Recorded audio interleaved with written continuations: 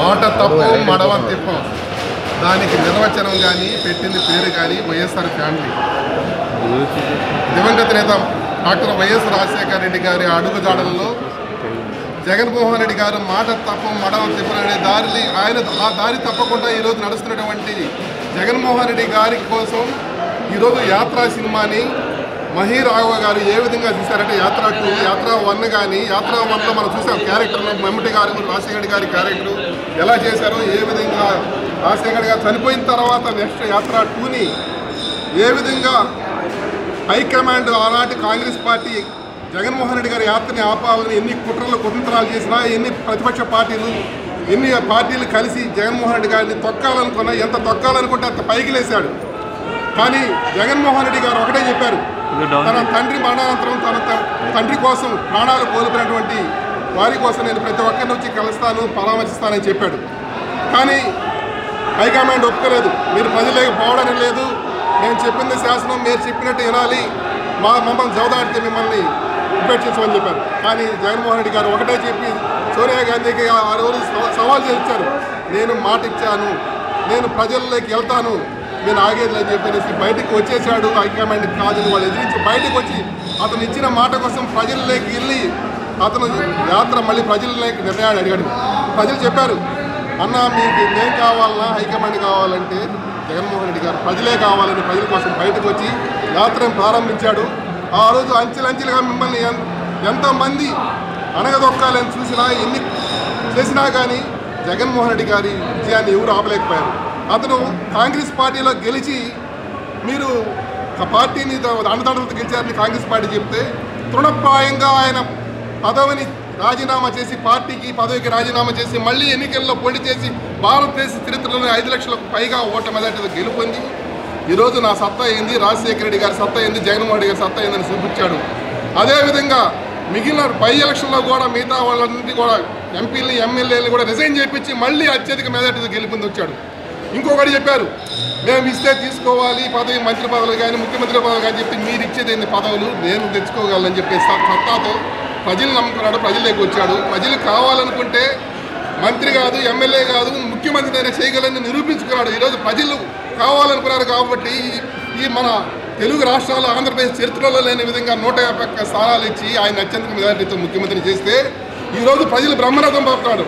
ఆనాడు రాజశేఖర రెడ్డి గారు వృద్ధులకి పెన్షన్ కానీ, ఫీజు రీయింబర్స్మెంట్ కానీ, ఆరోగ్యశ్రీ కానీ, 108 కానీ అనేక సంక్షేమ పథకాలు చేస్తే అంతకు రెట్టింపుగా ఈరోజు జగన్మోహన్ రెడ్డి గారు తండ్రికి ఇచ్చిన మాటను తప్పనన్నట్టుగా కాకుండా తండ్రి చేసే సంక్షేమ పథకాల కంటే రెట్టింపుగా డబల్గా చేస్తూ సంక్షేమ పథకాలను ఈరోజు అమ్మ ఒడి అయితేమి, ఫీజు రీయింబర్స్మెంట్ అయితేమి, ఆసరా అయితేమి, వితంతు పెన్షన్లు అయితేమి, 45 వాళ్ళకి పెన్షన్ అయితేమి, ఆటో వాళ్ళకి అయితేమి, నిరుద్యోగ వృత్తి అయితేమి, ఒకటిగా సంక్షేమ పథకాలు చెప్పాలంటే 1 గంట టైం పడుతుంది. ఈరోజు దాదాపు 2,58,000 కోట్ల రూపాయలు డీబీటీ ద్వారా సంక్షేమ పథకాలు పేద ప్రజలకి నేరుగా ఖాతాల్లోని ఎలాంటి మధ్యవర్తి దళారులు, బ్రోకర్లు, మీడియేషన్లు, కమిషన్లు, పార్టీ రికమెండేషన్లు లేకుండా చేసి ప్రజలకు అందిస్తున్నట్టు. అయితే ఇంకొక విషయం చెప్పాలంటే ఎంతోమంది మేము ఓటుకి కావాలంటే డబ్బు ఇస్తాము, లేకపోతే మేము అది చేస్తాము ఇచ్చేస్తామని చెప్పి అధికారంలోకి వచ్చేదానికోసం ఎన్నెన్నో వాగ్దానాలు ఇస్తారు, ఎన్నెన్నో అబద్ధాలు కలబుల్ల మాటలు చెప్తారు. కానీ జగన్మోహన్ రెడ్డి గారు ఈరోజు ఒకటే కోరుతున్న ప్రజలు, నేను మీకు మంచి చేశాననుకుంటే, నా వల్ల మీకు మేలు జరిగిందనుకుంటే, మీకు మంచి చేస్తానని నమ్మకం ఉంటే, మీకు నా పథకాలు అందాయనుకుంటే మీరు మీ ఓటు వేయండి అని చెప్పనేసి అడిగినటువంటి మొట్టమొదటి దమ్ము ధైర్యం ఉన్నటువంటి ముఖ్యమంత్రి నాయకుడు జగన్మోహన్ రెడ్డి గారు. ఏ రోజు కూడా ఎంతోమంది ప్రభుత్వాలు చూసాము, ఎంతోమంది రాజకీయ నాయకులు చూసాము, ఎమ్మెల్యేలు ఇంటింటికి గడప గడపకు పోయి మీకు ప్రభుత్వ పథకాలు అందుతున్నాయా లేదా అని అడిగినటువంటి వాళ్ళేరు. అధికారం వచ్చినాక వాళ్ళు క్వార్టర్స్లోనూ గెస్ట్ హౌస్లోనూ ఉంటారు, వాళ్ళ కోసం ప్రజలు పోతున్నారు. కానీ ఈరోజు ఎమ్మెల్యేలు ఇంటింటికి వెళ్ళి గడప గడపకి వెళ్ళి ప్రతి ఒక్కరికి మీ సంక్షేమ పథకాలు అందాయా లేదా అని చెప్పనేసి ధైర్యంగా ప్రజల్లోకి వెళ్తున్నారంటే, ప్రజల్లోకి పంపించారంటే జగన్మోహన్ రెడ్డి గారి పరిపాలన ఏ విధంగా ఒక రామరాజ్యాన్ని తలపిస్తుందనడానికి ఎలాంటి సందేహం లేదు. కాబట్టి ఈరోజు జగన్మోహన్ రెడ్డి గారు ఒకటే చెప్పాడు, ఈరోజు జగన్మోహన్ రెడ్డి గారి ప్రపంచనాన్ని చూసి మన దెందులూరులో జరిగినటువంటి సభ కానీ, భీమిల్లో జరిగినటువంటి సభ కానీ చూసి జనాలు లక్షల మంది తండాలుగా పరిస్తే ఈ జనాలను చూసి ప్రతిపక్షాలకి ఏం చేయాలో అర్థం కాక అయోమయ దిక్కుదోస స్థితిలో ఈరోజు వాళ్ళు ఎంతోమంది అన్ని పార్టీలు కలుపుకొని కలగోరకంపలాగా పార్టీల కోసం ఎంపర్ల పొత్తుల కోసం ఆరాటపడతారు. పరిగెత్తారు ఢిల్లీకి మేము వ్యతిరేకించినటువంటి పార్టీల కోసం మళ్ళీ పొత్తు పెట్టుకుంటామని చెప్పి కాళ్ళబేరానికి పోయి వాళ్ళ దగ్గరికి పరిగెత్తి పొత్తులు పెట్టుకున్నటువంటి నీచి రాజకీయాలకి ఒక చంద్రబాబు నాయుడు ఏ విధంగా దిగజారడో ఇదే ఉదాహరణ. చంద్రబాబు నాయుడు గారికి కావాల్సిన అధికారం ప్రజలు కాదు, కానీ జగన్మోహన్ రెడ్డి గారు ఒకటే చెప్తున్నాడు. ఈరోజు ఛాలెంజ్ చేశాడు, సిద్ధం మీకు సమరానికి సిద్ధం అని చెప్పని ఛాలెంజ్ చేసి ఒంటరిగా ముందుకెళ్ళాడు. సింహం సింగిల్గానే వస్తుందని చెప్పనేసి వెళ్ళాడు. ఈ పందులు కానీ గొర్రెలు కానీ లేదా ఇంకోటి గుంపులుగా ఎందుకు వస్తాయో రాయండి చూసుకుందాం అన్నాడు. దమ్ము ధైర్యం ఉంటే రమ్మని చెప్పండి, జగన్మోహన్ రెడ్డి ఎదుర్కోమని. జగన్మోహన్ రెడ్డి ప్రపంచాన్ని ఎవరు ఆపలేరు. సూర్యుడి వెలుగుని సూర్యకిరణాలకి ఎవరు అడ్డులు వచ్చినా, ఎంతమంది అడ్డు వచ్చినా ఎలా కిరణాలు ఆగవో జగన్మోహన్ రెడ్డి గెలుపు కానీ జగన్మోహన్ రెడ్డి విజయాన్ని కానీ ఎవరు ఆపలేరు.